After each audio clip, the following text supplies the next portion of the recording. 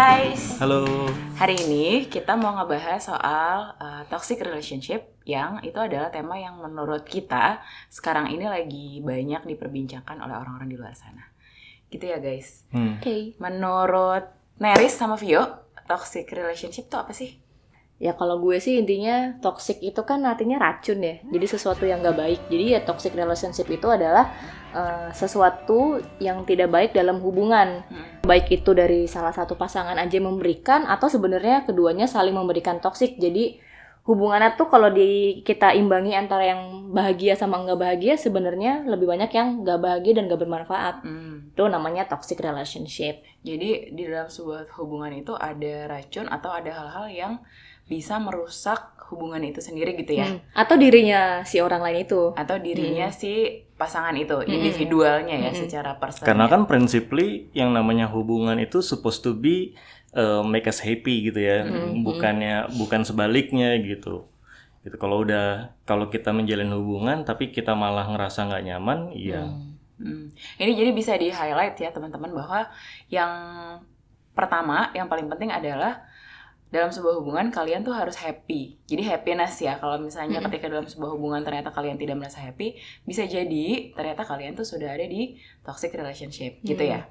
Kemudian berarti ya selain kadarnya happy, ketika mungkin bagi yang belum menyadari hubungan gue tuh toxic apa enggak ya, ini bisa diidentifikasi dengan sering gak sih ngerasa ada gangguan entah mental seperti stres, cemas, atau apapun itu yang dirasakan selama menjalin hubungan, atau ada ketakutan, perasaan negatif ya, perasaan negatif. Jadi kan pasti kan kalau orang pacaran bahagia pasti kan, cuman kan kita suka melupakan hal-hal lain di luar bahagia dalam berhubungan. Nah itu bisa aja kalau kita realize, kok gue mulai ngerasa cemas ya, kok gue mulai ngerasa takut ya, khawatir ya, jangan-jangan hubungan kalian toksik. Either kamu yang toksik atau pacar kamu yang toksik.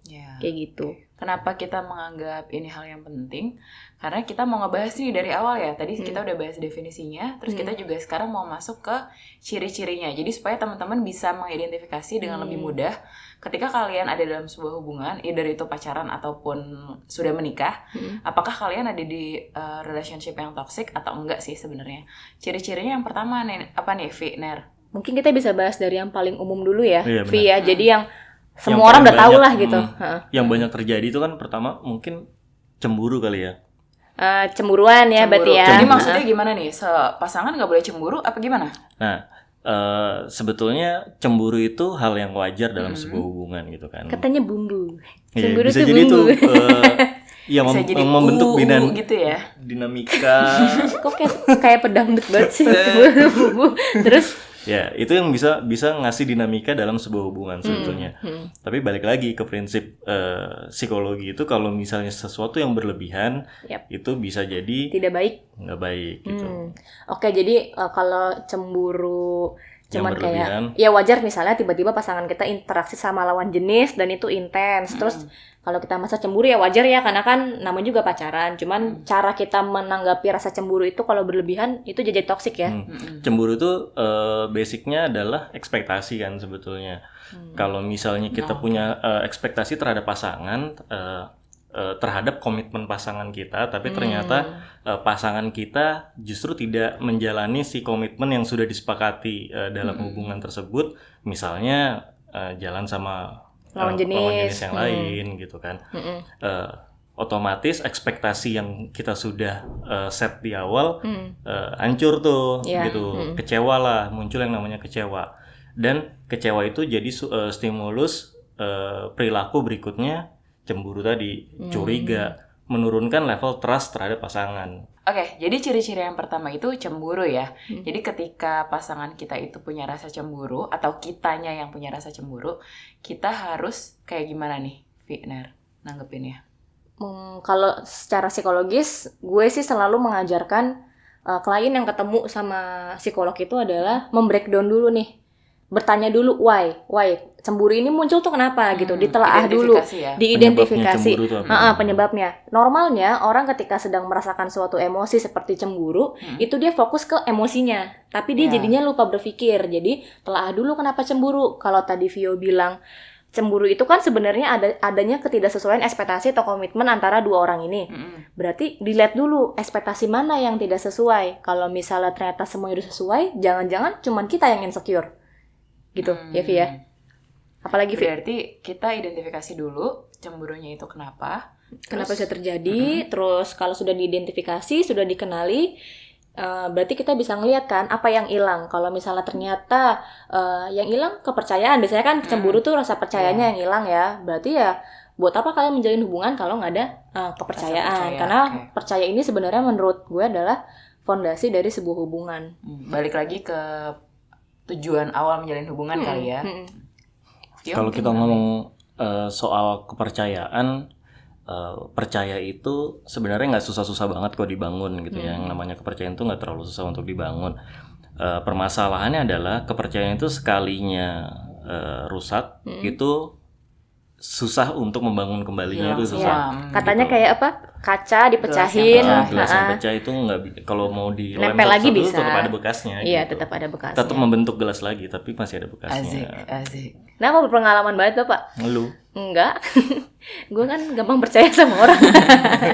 Ya, jadi kalau kalian cemburu, kuncinya satu itu aja, bangun lagi kepercayaan. Terus bertanya deh kepada diri sendiri, emang nggak capek cemburu terus, Ci?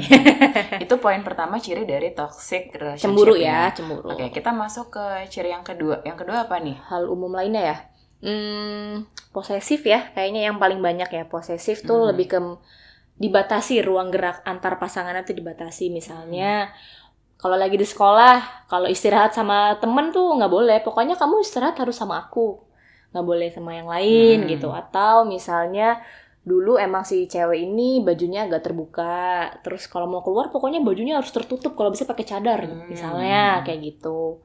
Apalagi Vi contohnya? Nggak boleh teleponan sama orang lain gitu. Oh, itu iya, kan iya. giliran Iya, aku. Iya, jadi Yes. Jadi terlalu mengekang gitu ya. iya, terlalu deket. Itu mungkin bisa juga terkait sama hobi nggak sih? Misalnya seseorang yang punya hobi A, tapi pasangannya nggak suka, jadinya dia nggak pernah lagi melakukan si hobi itu. Bisa. Misalnya kayak berenang gitu ya, misalnya kayak berenang. Si cewek sebenarnya hobi berenang, tapi semenjak pacaran sama ini, si pacarnya ini nggak suka kalau dia pakai baju renang, kan bajunya ketat, dilatih sama cowok lain, jadi kamu nggak boleh berenang lagi. Dia jadi kehilangan hobi yang selama ini disukain karena pacar itu. Kan jadi nggak diri sendiri kan, karena dia tahu dikekang. Dia juga jadi nggak happy lah pastinya ya. Iya Itu dong, berarti pasti jadi nggak toxic. Nah, berarti kalau misalnya kayak gitu, posesif itu bisa bukan cuma dari sisi kita aja kali ya, maksudnya bukan cuma dari sisi pasangan kita, tapi bisa juga dari kita nggak sih? Berarti kita harus identifikasi juga nih, apakah kita adalah pasangan yang posesif atau memang pasangan kita aja yang posesif, gitu kan ya? Misalnya ternyata gue pacaran, tapi gue merasa bahwa pacar gue ini nggak boleh nih temenan sama orang lain, dia cuma boleh menghabiskan waktu sama gue. Berarti kan gue yang posesif. Nah, cara mengatasi itu, either gue atau pasangan gue yang posesif tuh gimana? Caranya ya kalau kita yang posesif, kasih kepercayaan sih, balik lagi kan kayak tadi yang cemburu. Kalau percaya itu adalah fondasi dari sebuah hubungan gitu. Jadi ya udah belajar aja kasih kepercayaan walaupun itu susah, tapi pasti bisa. Bayangin aja kalau misalnya kita yang dibalikin kayak gitu, kita yang nggak dikasih kepercayaan, kan pasti nggak enak ya. Merasa nggak nyaman lah ya. Jadi sebenarnya juga belajar empati sih, belajar empati sama pasangan kita. Kalau pasangan kita yang posesif? Kita yang diposesifin berarti ya? Kita yang dikekang gitu, kita yang merasa terkekang. Tergantung dia suka nggak kalau digituin. Kan karena ada juga orang-orang yang suka diposesifin. Ada yang malah ngerasa tersanjung ya, gue dilindungi. Karena berarti gitu ya. bisa aja dia merasa posesifnya ini, dia bentuk sayang, jadi gue suka sebenarnya. Ya kalau dia suka, ya udah jalanin aja. Tapi kalau nggak suka ya ngomong, komunikasi sih yang paling penting. Tapi anyway, yang namanya posesif itu kalau udah posesif itu kan berarti udah berlebihan gitu kan. Tetap apapun itu tetap jadi nggak baik sih gitu. Nah, balik lagi ke si prinsip definisi si posesif itu. Berarti kan dia merasa memiliki yang berlebihan gitu. Yang perlu kita sadari adalah bahwa hubungan itu bukan saling memiliki gitu. Kayak lagu. Jadi intinya mungkin kata kuncinya adalah perasaan akibat dari perbuatan itu kali ya. Misalnya ketika seseorang berada di situasi posesif itu dan merasa nggak nyaman, baru itu menjadi sesuatu yang harus diatasi. Karena kalau yang gue lihat ya, tadi kalau terkait dengan kata Vio memiliki, memang banyak kasusnya terjadi adalah ketika orang menjalin hubungan, dia merasa pasangan kita itu adalah milik kita. Kita adalah milik mereka. Padahal sebenarnya kita menjadi diri kita masing-masing yang saling menyayangi, udah gitu aja. Saling berinteraksi satu sama lain. Jadi intimasinya itu memang beda di antara orang-orang lain. Tapi mereka suka lupa bahwa dia tetap diri dia sendiri, kita tetap diri kita sendiri gitu. Jadi kita nggak bisa maksain dia harus menjadi seperti yang kita mau, kayak gitu. Oke, itu dari ciri-ciri yang kedua.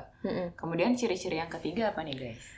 Ciri-ciri toxic relationship selain cemburuan, terus juga posesif, yang paling umum terjadi yang yang ada itu adalah kode-kodean sih. Ini banyaknya juga misalnya kayak ditanya, "Kamu kenapa?" "Nggak apa-apa." gitu.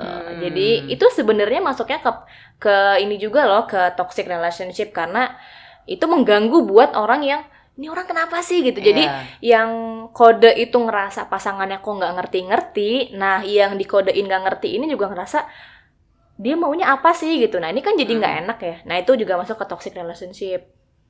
Mungkin ini nggak berlaku buat orang-orang yang suka kuis ya. Kalau dia suka kuis pasti dia akan wah menantang. Selalu tertantang nih, apa ya gitu. Nah ya, jadi ciri-ciri yang ketiga adalah orang-orang yang tidak bisa berkomunikasi secara asertif ya. Jadi pakai kode-kodean nih, misalnya kayak tadi yang udah dicontohin sama Neris. Nah, kalau kita menghadapi pasangan atau kita yang ternyata kayak gitu, caranya gimana? Sebenarnya kunci dari sebuah hubungan itu salah satunya kan komunikasi ya. Selain kepercayaan tadi ya. Selain kepercayaan, yang lainnya itu komunikasi. Kita harus memastikan bahwa komunikasi kita sama pasangan kita tuh berjalan dengan lancar. Maksudnya ketika kita berkomunikasi, kita juga harus berusaha supaya pasangan kita paham sama apa yang kita komunikasikan dan sebaliknya. Kita juga harus memastikan bahwa kita paham sama apa yang sedang dia maksud gitu. Nah, kalau udah kode-kodean, berarti itu balik lagi ada ekspektasi di mana kita mengharapkan pasangan kita mengerti kita tanpa perlu kita komunikasikan kan gitu. Iya. Itu ekspektasinya berlebihan sih ya. Ada ekspektasi yang berlebihan. Nah, caranya gimana? Ya kurangin ekspektasinya. Turunin ekspektasinya. Kita harus paham bahwa nggak semua orang ngerti apa yang ada di pikiran kita gitu. Mungkin kalau teman-teman udah lihat episode kita sebelumnya, bahkan psikolog itu nggak bisa baca pikiran loh. Oh, yang di episode mitos fakta itu ya. Jangan sampai pacaran sama psikolog terus gini, kamu kan psikolog, masa nggak kamu kan bisa baca pikiran aku. Kita bukan dukun. Kita bukan dukun, guys. Pacaran sama dukun aja, guys. Terus ya. Jadi solusinya tadi yang udah bolak-balik disebut, satu kepercayaan, yang kedua komunikasi ya sebenarnya. Jadi komunikasi itu kunci yang penting banget. Jadi jangan kode-kodean, mendingan diomongin aja secara transparan, secara terbuka. Apa sih yang sebenarnya dibutuhin, dan pasangan kita juga kalau misalnya nggak ngerti ya tanya aja gitu. Dan biasanya kode-kodean itu muncul pada saat kita lagi ngambek, lagi emosinya lagi nggak bagus ya, gengsi untuk menjelaskan gitu. Kan gengsi. Harusnya lu yang ngerti. Kan lu yang salah, lu dong yang... Iya, lu dong yang ngertiin gue.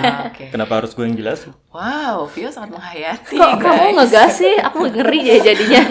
Aku takut. Tapi sebenarnya intinya adalah yang mau kita sampaikan, ketika menjalin hubungan itu baiknya terjalin komunikasi yang asertif. Nah, apa sih komunikasi asertif itu? Banyaklah kalian bisa googling, tapi secara singkat bisa kami jelaskan bahwa komunikasi asertif itu adalah komunikasi yang disampaikan secara langsung, dua arah, tanpa menyakiti perasaan orang lain. Jadi ketika itu sudah menyakiti orang lain, sudah mempengaruhi mood orang jadi lebih turun, itu berarti mungkin caranya belum asertif. Gitu. Mungkin agresif, pasif agresif bisa juga. Nah, ditelaah lagi cara ngomongnya juga. Biasanya kalaupun nggak kode-kodean, toksik itu bisa juga loh, kayak dia terlalu nyalahin. Terlalu nyalahinnya tuh lebih nyerang itu loh, kayak kamu gitu. Itu juga sebenarnya toksik sih, karena kalau asertif harusnya nggak kamu, tapi kalau kamu kan lebih kayak nyalahin dia tanpa membawa kita. Padahal kan kalau pacaran itu kita subjeknya, bukan kamu atau aku gitu kan. Jadi ya coba deh bahasanya diganti, jadi bukan kenapa sih? Dan kadang juga sebenarnya kita nggak sadar ya bahwa terkadang permasalahan itu bukan tentang manusia, terkadang masalah itu juga tentang situasi nggak sih? Hewan. Anjir. Tentang situasi, maksudnya ketika kita ada dalam sebuah hubungan nih, ya situasinya aja yang nggak ngedukung, bukan di antara kita berdua kayak gitu. Itu mungkin lebih peka kali ya, harus lebih peka kali ya sama situasi-situasi kayak gitu. Nah, yang keempat apa nih? teman-teman? Yang keempat, komunikasinya nggak terbuat. Balik lagi komunikasi sih, ada yang disembunyikan. Jadi misalnya sering nggak sih kayak pasangan tuh mau minjem handphone nggak boleh, kita tutupin. Atau kita malah yang terlalu sering juga minjemin handphone pacar, pengen bacain DM satu-satu dari siapa aja sih. Jadi itu juga toksik loh. Ini soal sebenarnya terkait erat sama trust ya. Trust juga, balik lagi kan. Cuman ini beda aja peristiwanya, cara menunjukkan ketidakpercayaannya tuh beda sama yang cemburu tadi sama posesif. Basicnya sih sama, percaya. Jadi kita yang terlalu demand bahwa pasangan kita itu terbuka sama kita bisa tahu segala hal tentang dia, atau pasangan kita yang terlalu, atau kita juga yang terlalu nutupin sesuatu tentang kita gitu kali ya. Kayak misalnya contohnya yang paling simpel mungkin tentang password HP kali ya. Iya, password handphone. Iya. Kalau misalnya pasangan mau minjem handphone, ya cuman buat numpang miss call nyari handphone dia hilang gitu. Mau dikasih tahu passwordnya apa?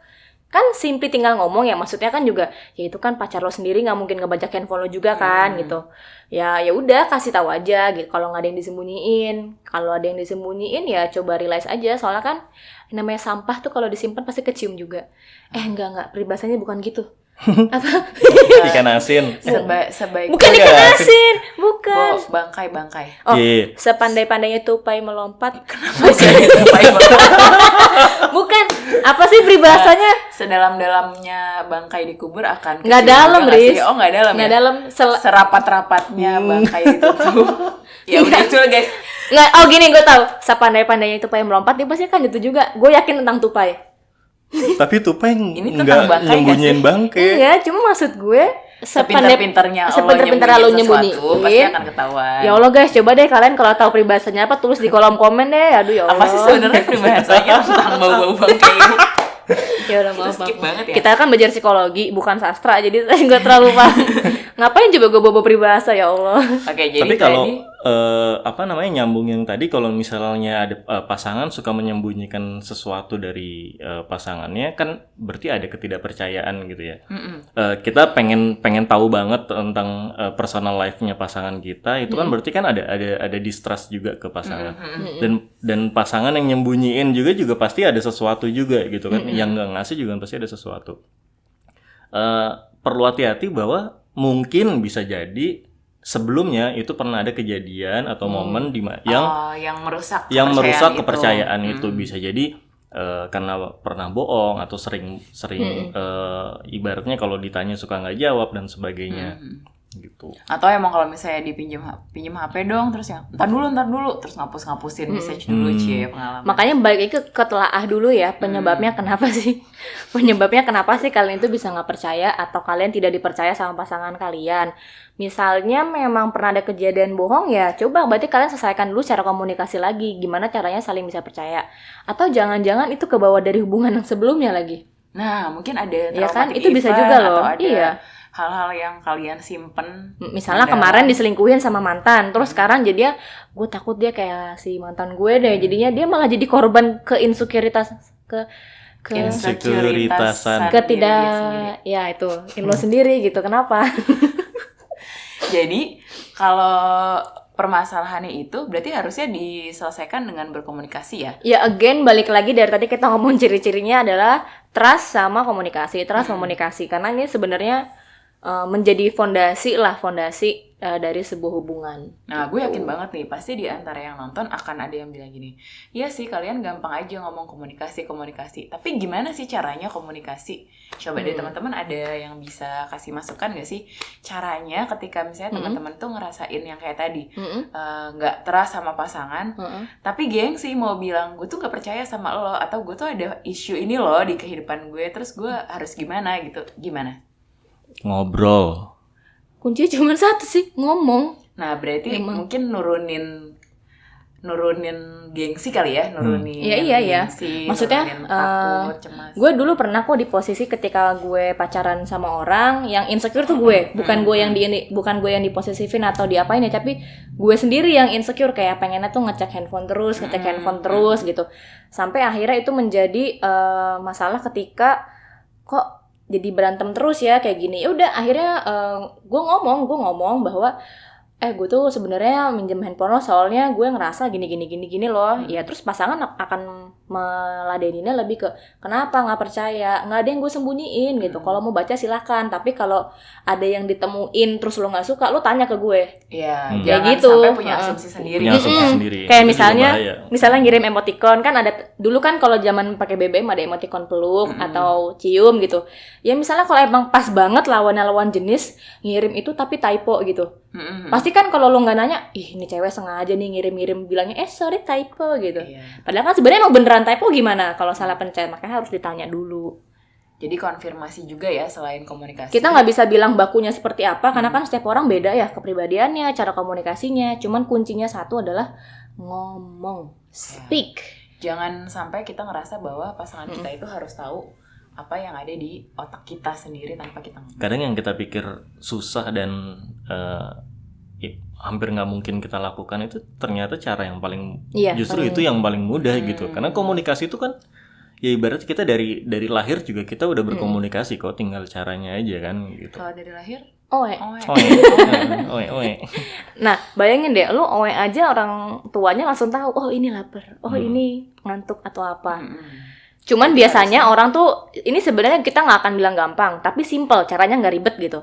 Cuman kadang-kadang pas orang mau nyoba tuh udah banyak tapinya dulu nih di otak nih. Takut Banyak dia ketakutan. marah lah, Iya. takut ini. Prinsipnya itulah. guys, mendingan nyoba tapi gagal daripada gagal tapi nggak pernah nyoba sama sekali. Nah, Sama-sama gagal hasilnya. betul.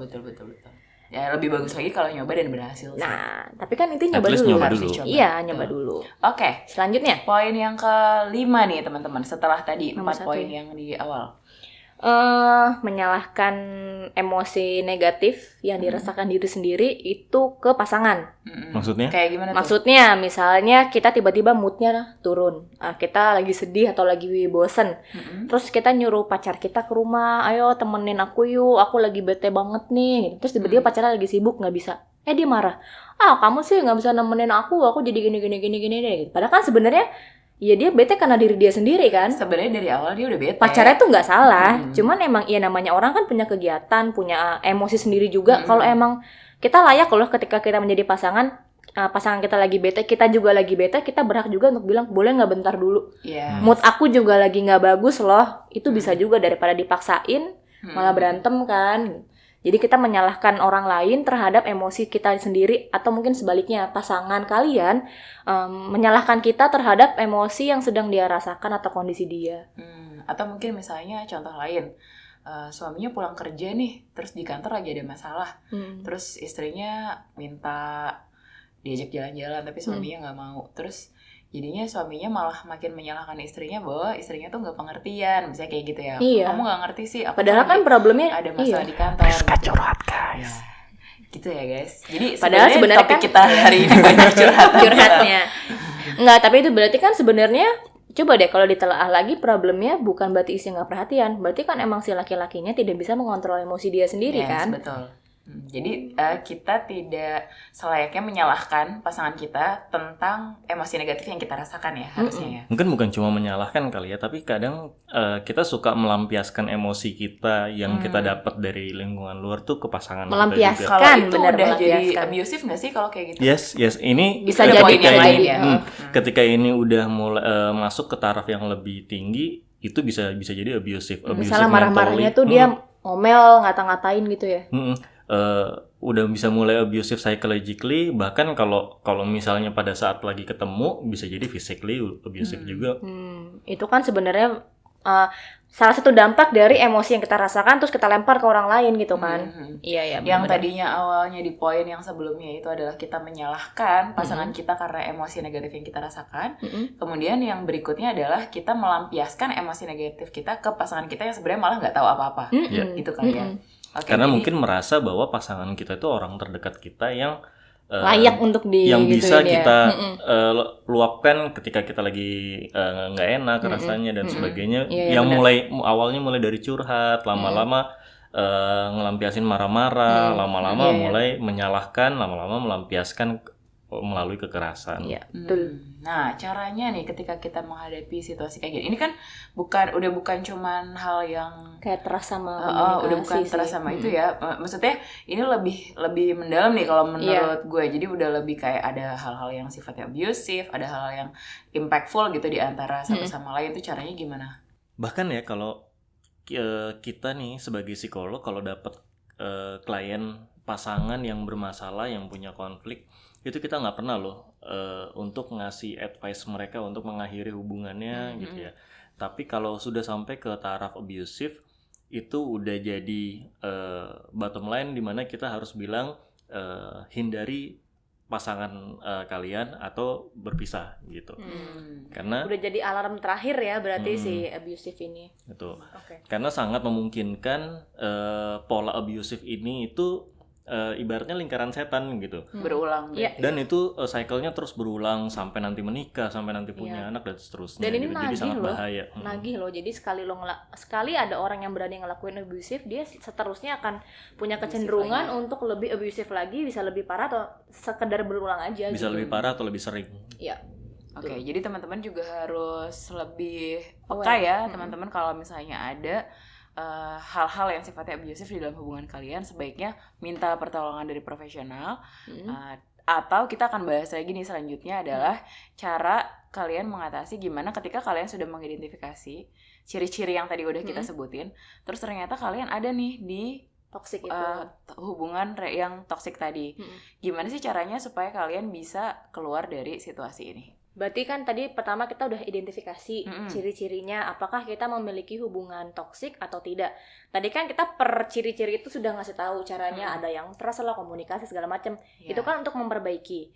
Ketika kita sudah berusaha memperbaiki atau pasangan juga sudah memperbaiki, masih terus terjadi, berarti ya kita harus mulai ke tahap selanjutnya, yaitu acceptance atau menerima bahwa memang sepertinya hubungan ini memang penuh toksik dan sudah berusaha diperbaiki juga nggak benar-benar nih. Berarti ya udah harus udahan gitu, harus sudah selesai. Kan namanya hubungan tuh bisa selesai kan, gimana pun alasannya gitu. Jadi itu pertama diterima dulu. Kenapa terima dulu? Karena kalau kita belum nerima, kayak step-stepnya itu kan ada ya. Step pertama ini kita lompatin, untuk kedepannya dia akan susah gitu. Nah kalau udah diterima, biasanya kita lebih nggak denial sih, soalnya kan banyaknya tuh orang bentuk denial dalam toxic itu adalah kayak misalnya dipukul nih yang tadi abusive, enggak kok dia kemarin cuman hilaf, enggak kok nanti dia bisa berubah, atau enggak Dia udah kok minta maaf kok.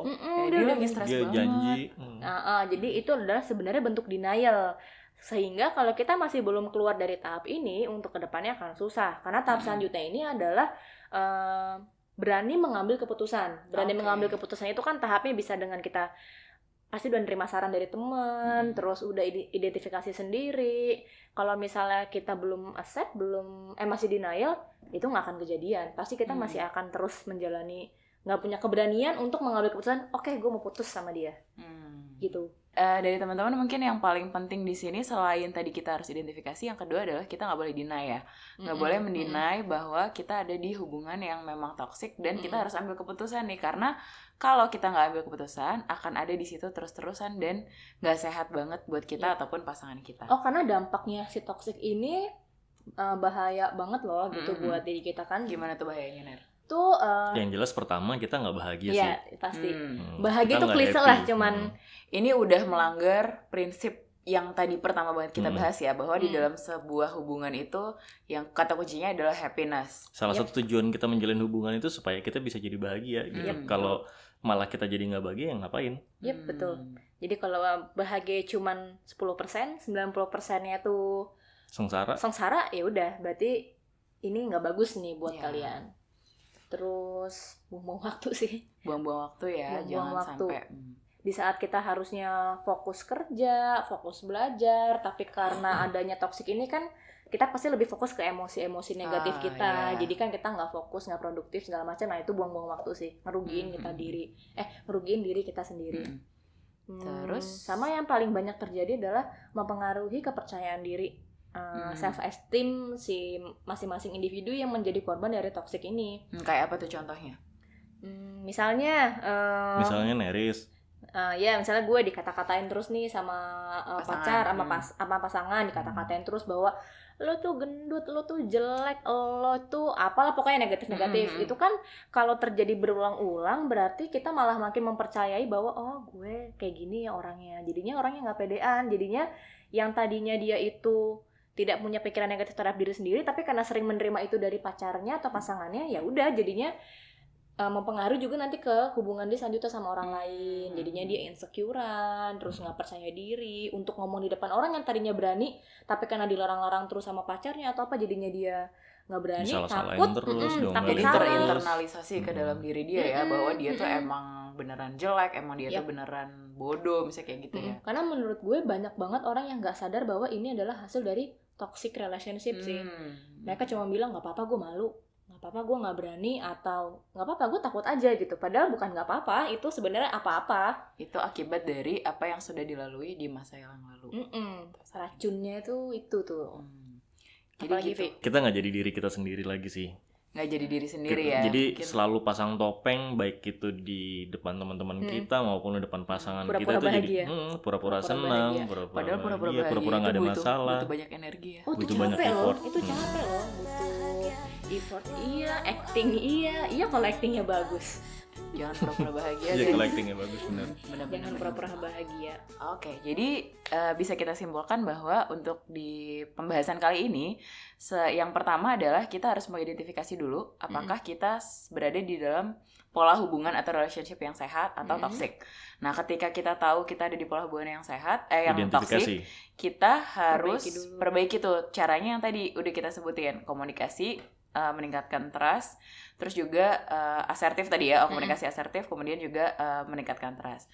Terus kalau kita udah identifikasi, udah berusaha tapi ternyata masih ada di lingkaran tersebut, kita harus accept guys, dan kita harus juga berani untuk mengambil keputusan. Gitu ya kesimpulannya teman-teman. Identifikasi dulu apakah ini masih ada dalam tahap yang masih bisa ditolerir atau enggak. Kalau memang masih bisa diperbaiki, masih bisa ditoleransi, usahakan untuk itu perbaiki segera gitu, komunikasikan dengan terbuka dan sebagainya gitu ya.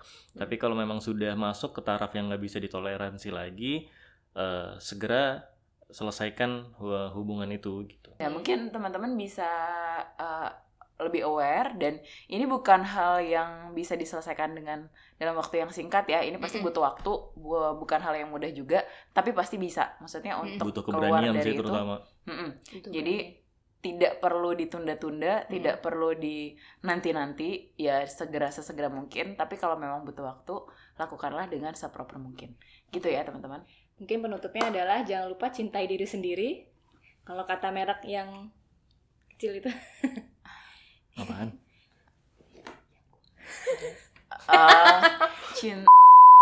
Cintai ususmu. Nggak, intinya cintai diri sendiri, karena diri sendiri ini yang paling berharga lah buat diri kita. Jangan lupa kalau misalnya kalian suka sama konten ini, like, comment, dan subscribe. Dan Jangan lupa tunggu komen di bawah juga konten kita selanjutnya tentang dunia psikologi.